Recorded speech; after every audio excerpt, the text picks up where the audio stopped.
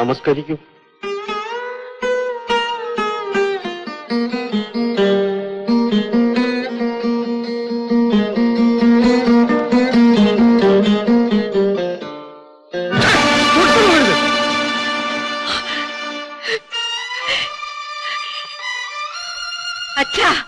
അച്ഛൻ ആരെയാണ് ചവിട്ടിത്തള്ളിയെന്ന് അറിയാമോ? ഈ വിഷപ്പാമ്പിനെ തന്നെ. അച്ഛാ, നാഗമ്പുഴത്ത് സ്വരൂപത്തിന്റെ അഭിമാനവും സൽപ്പേരും ഇതോടെ അവസാനിച്ചിരിക്കുന്നു. ഈ രാജവംശത്തിന് തീരാക്കളങ്കം വരുത്തി വെക്കാനുള്ള ധൂമകാലമാണിത്. നമ്മുടെ കൺമുമ്പിൽ ഇവനെ ഇനി കണ്ടുപോകരുത്. അച്ഛാ, വിരൂപനാണെങ്കിലും എന്റെ കഴുത്തിൽ താലി കെട്ടിയ ഭർത്താവാണ് അദ്ദേഹം. കുഞ്ഞുനാൾ മുതൽ സീതയുടെയും സാവിത്രിയുടെയും കഥകൾ പറഞ്ഞു തന്ന് പതിവ്രതാധർമ്മം എന്താണെന്ന് എന്നെ പഠിപ്പിച്ചിട്ടുള്ള അച്ഛൻ ഇത്ര ഹീനമായി പെരുമാറുമെന്ന് ഞാൻ കരുതിയില്ല. ഇനി അച്ഛനേക്കാൾ വലുത് എനിക്ക് എന്റെ ഭർത്താവാണ്. അദ്ദേഹത്തിന്റെ സുഖമാണ് എന്റെ ഈ സുഖം. ആ മനസ്സ് നീറിയാൽ ഞാൻ സഹിക്കില്ല അച്ഛാ. എന്റെ ഭർത്താവ് അപമാനിതനായി തീർന്ന ഈ കൊട്ടാരത്തിൽ ഇനി ഞാൻ നിൽക്കില്ല. അച്ഛൻ എനിക്ക് തന്ന ആടെ ആഭരണങ്ങളെല്ലാം ഉപേക്ഷിച്ചിട്ട് ഞാൻ എന്റെ ഭർത്താവിന്റെ കൂടെ പോകുന്നു. പ്രഭു, നാളെ അങ്ങേക്ക് മാത്രം അവകാശപ്പെട്ടതാണ് ഈ സിംഹാസനം. അപമാനത്തിന്റെ എരുതിയിൽ നിന്നുകൊണ്ട് ഈ സിംഹാസനം അലങ്കരിക്കാൻ അങ്ങ് ആഗ്രഹിക്കുന്നുണ്ടോ? ഇല്ല, ഞാൻ ആഗ്രഹിച്ചത് എനിക്ക് കിട്ടി. എങ്കിൽ വരൂ, ജീവിതകാലം മുഴുവൻ വിശ്വസ്തയായ ഭാര്യയായി ഞാൻ അങ്ങയോടൊപ്പം ഉണ്ടാകും.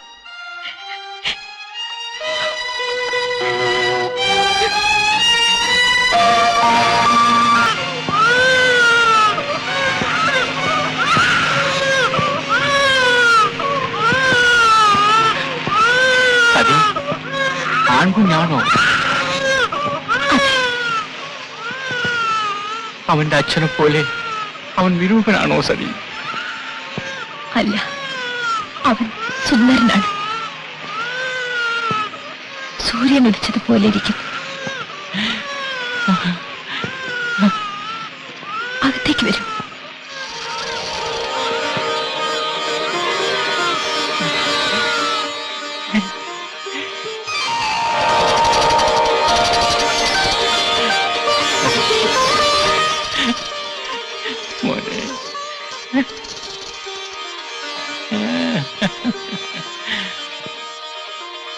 മക്കളെ,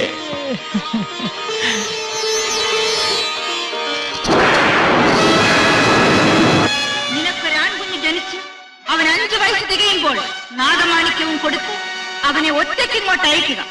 ഇല്ല, എന്റെ മോനെ ഞാൻ അയക്കില്ല, ഒരിക്കലും അയക്കില്ല.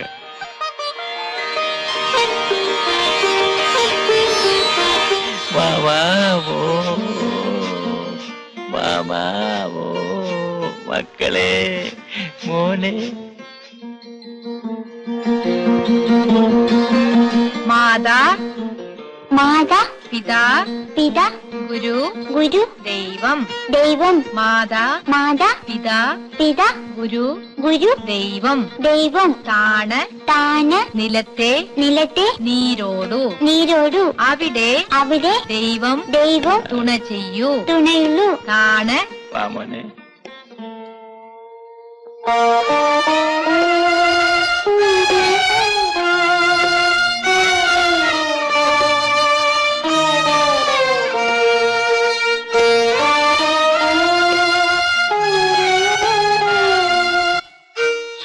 അടിയൻ ദിവസങ്ങൾ ചെല്ലുന്തോറും മകളോട് നാം ചെയ്ത് തെറ്റായിപ്പോയെന്ന് തോന്നൽ നമ്മ വല്ലാതെ അലട്ടുന്നുണ്ട്. പൊന്നുതമ്പുരാനെ, സത്യം പറഞ്ഞാൽ ഈ രാജകുടുംബത്തിന്റെ അന്തസ്സ് നിലനിർത്താൻ വേണ്ടി കൊച്ചുതമ്പുരാട്ടി ഒരു വലിയ ത്യാഗമാണ് ചെയ്തത്. ആ സന്ദർഭത്തിൽ ദുരഭിമാനം നമ്മളെ കീഴടക്കി. നിഷ്കരണം അവർ പറഞ്ഞയച്ചു. എല്ലാം ദൈവഹിതം. വീരഭദ്ര, അടിയൻ, നമ്മുടെ കാലശേഷം ഈ സ്വരൂപം അന്യം നിന്നു പോകാൻ ഇടയാകരുത്. അനുയോജ്യനായ ഒരാളെ നമുക്ക് ദത്തെടുക്കാം. മകൾ ജീവിച്ചിരിക്കുമ്പോ ദത്തെന്തിന്? ആ വിരൂപനെ കിരീടവാശിയാക്കാനോ? സുന്ദരനായാലും വിരൂപനായാലും എന്റെ മകളുടെ കാര്യത്തിൽ താലി കെട്ടിയവൻ. സതിയും ഭർത്താവും എവിടെ ഉണ്ടെങ്കിലും ഉടനെ തേടി പിടിച്ച് ഇവിടെ കൊണ്ടുവരണം. 5 വർഷത്തിന് മുമ്പ് ഇറങ്ങിപ്പോയവരെ എവിടെ പോയി അന്വേഷിക്കാനാ? ഈ ഭൂമുഖത്ത് എവിടെയുണ്ടെങ്കിലും അന്വേഷിച്ച് കണ്ടുപിടിക്കണം.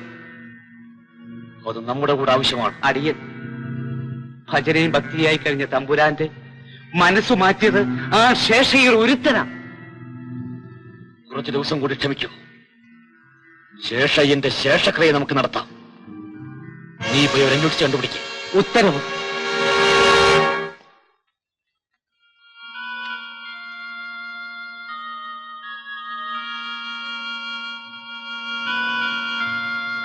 ദേവദത്ത, എന്താ സുഖമാണോ? പരമസുഖം. അതറിയാനായിരിക്കും ഇങ്ങോട്ട് എഴുന്നള്ളിയത്. 5 വർഷമായില്ലേ കിടപ്പ് തുടങ്ങിയിട്ട്? ഇതിന്റെ വല്ല ആവശ്യമുണ്ടോ? എന്റെ പൊന്നു ശ്രവണേ, ഞാൻ എന്റെ തീരുമാനം മാറ്റി. എന്ന് വെച്ചാൽ? നിന്നെ വിവാഹം കഴിക്കാൻ ഞാൻ തയ്യാറായി. സത്യമാണോ ഈ പറയുന്നത്? സത്യം. പക്ഷെ ഒരു നിബന്ധന. എന്താ? എന്നെ ആകാശം ഒന്ന് കാണിക്കണം. അത്രേ ഉള്ളൂ. വരൂ. ശ്രവണേ, ഈ കുന്തത്തിന്റെ ഇടയിൽ കൂടെ ഞാൻ എങ്ങനെ വരും?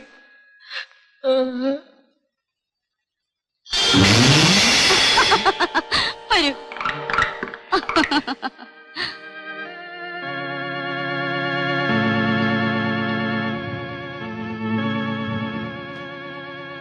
ഞാൻ വിടകൊള്ളുന്നു.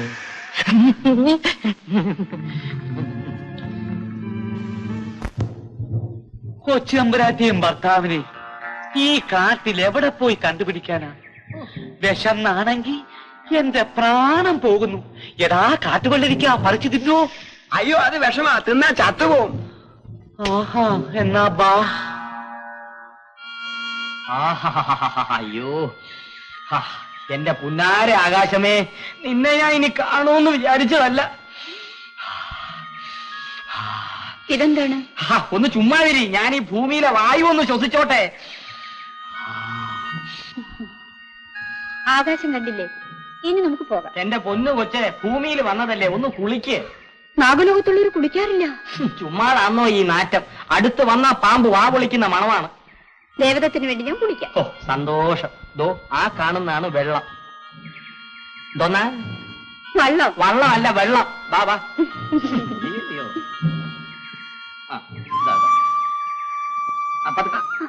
പതുക്കെ പതുക്കെ.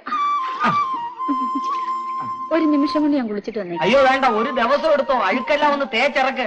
ഞാൻ അപ്പുറത്തങ്ങനെ ഇരുന്നോളാം.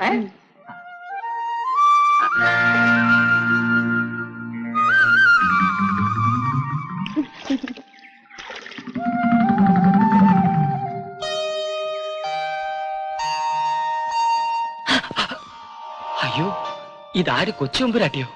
നിങ്ങൾ? ഞാൻ ദേവദത്തൻ. ഞാനും ജയദേവനും ഒരുമിച്ചാണ് നാഗലോകത്ത് പോയത്.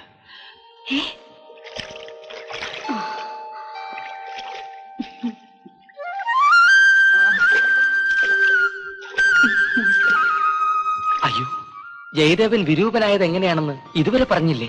ഇല്ല. പറഞ്ഞാൽ തലപൊട്ടി മരിക്കുമെന്നായിരുന്നു ശാപം. അതുകൊണ്ടായിരിക്കും പറയാതിരുന്ന്. എന്താണ് നടന്നത്? ഈ മകൻ നാഗമാണിക്യമായി ഗുഹയിൽ ചെന്ന് ചെപ്പെടുത്തുകൊണ്ട് വന്ന് ജയദേവന്റെ മുമ്പിൽ തുറന്നാലേ ശാപമോക്ഷം കിട്ടൂ. ഏതായാലും ഈശ്വരനാണ് നിങ്ങളെ ഈ സമയത്ത് ഇവിടെ എത്തിച്ചത്. നിങ്ങൾ പറഞ്ഞതുകൊണ്ട് ഞാനത് അറിഞ്ഞു. എന്റെ ജീവൻ ബലി കഴിച്ചാലും ഞാൻ എന്റെ ഭർത്താവിനെ രക്ഷിക്കും. ആ ദിവസം വരെ ക്ഷമയോടെ കാത്തിരിക്കൂ. എനിക്ക് ജയദേവൻ ഒന്ന് കാണണമല്ലോ. വരൂ.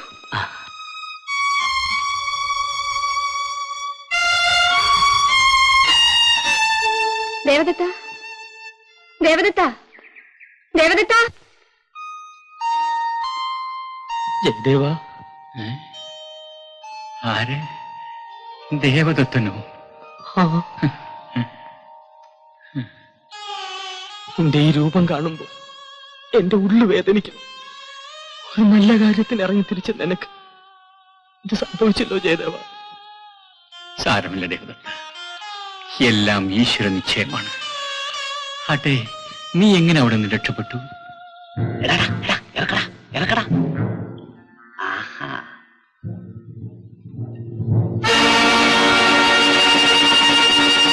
ഓഹോ, നിങ്ങൾ ഏത് നരകത്തിൽ പോയി താമസിച്ചാലും ശകുനം കണ്ടുപിടിക്കും. അപ്പോ സംഭവിച്ചതെല്ലാം നീ സതിയോട് പറഞ്ഞു? അതിനുവേണ്ടിയായിരിക്കും ഈശ്വരൻ എന്നെ ഇപ്പൊ ഇവിടേക്ക് കൊണ്ടുവന്നത്. അയ്യോ അയ്യോ, അവൻ പുറകെ വരുന്നു.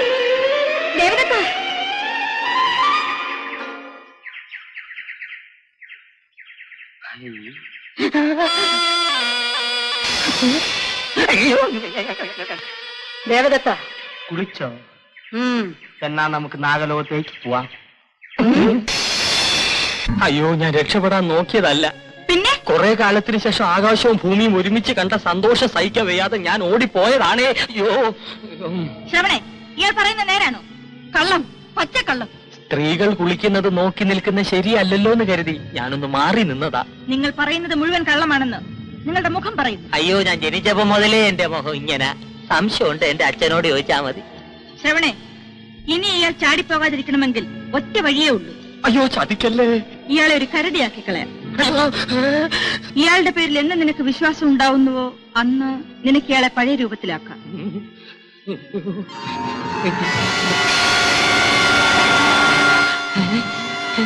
അയ്യോ അയ്യോ, ഞാൻ ഇങ്ങനെയായി പോയല്ലോ. അയ്യോ, എന്നെ രക്ഷിക്കണേ, എന്നെ രക്ഷിക്കണേ. ജിമുത, ഇപ്പോഴേ മനുഷ്യൻ എങ്ങനെ ഇരിക്കുന്നു? മനോഹരമായിരിക്കുന്നു റാണി. ചിരിക്കാതാണ് നപുംസകവൻ. റാണി, യവൻ ചെയ്യുന്ന ജോലി ഞാൻ ചെയ്തോളാം. ദയവേ തന്നെ ഒരു മനുഷ്യനാക്കും. വേണ്ട, കുറെ കാലം നീ ഇങ്ങനെ തന്നെ കഴിയും. ശ്രവണേ, നിന്നെ വിളിച്ചോണ്ട് പോവും. ദേവദത്താ, പിണങ്ങാതെ വാ. ഓഹോ, അപ്പോൾ അവർ കാട്ടിൽ സുഖമായിട്ട് ജീവിക്കുകയാണല്ലേ? പരമസുഖം. ഒരു മകനുമുണ്ട്. അവരിവിടെ കൊണ്ടുവന്നാൽ അടുത്ത ദിവസം തന്നെ തമ്പുരാൻ ആ ചെറുക്കനെ അനന്തരാവകാശിയായി പ്രഖ്യാപിക്കും. അതിന് സംശയം വേണ്ട. ശകുന, അടിയൻ, നീ നമ്മുടെ 4 ഭടന്മാരെയും കൂട്ടി ഉടനെ പുറപ്പെടണം. എല്ലാവരും ഉറങ്ങിക്കഴിഞ്ഞാൽ ഇതിൽ തീ വയ്ക്കണം. ആ തീയിൽ എല്ലാവരും എരിഞ്ഞ് ചാമ്പലാകണം.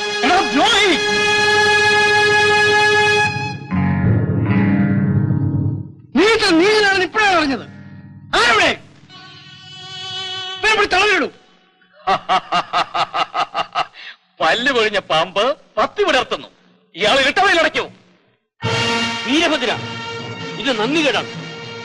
നന്ദിയും നന്ദികേടും ഞാൻ നോക്കിക്കൊള്ളാം. ജീവനിൽ കൊതിയുണ്ടെങ്കിൽ എന്റെ ആജ്ഞാനോർത്തിയെ കഴിഞ്ഞോളൂ.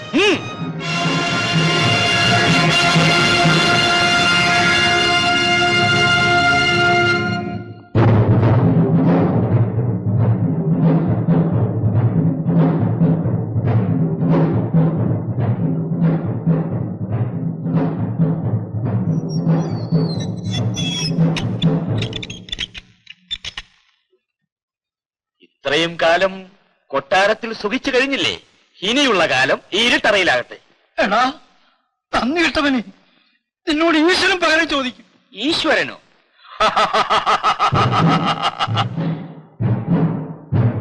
ഈ നാഗമഠത്ത് കോട്ടയിൽ കടക്കാൻ ഒരു ഈശ്വരനും ഇനി ധൈര്യപ്പെടില്ല.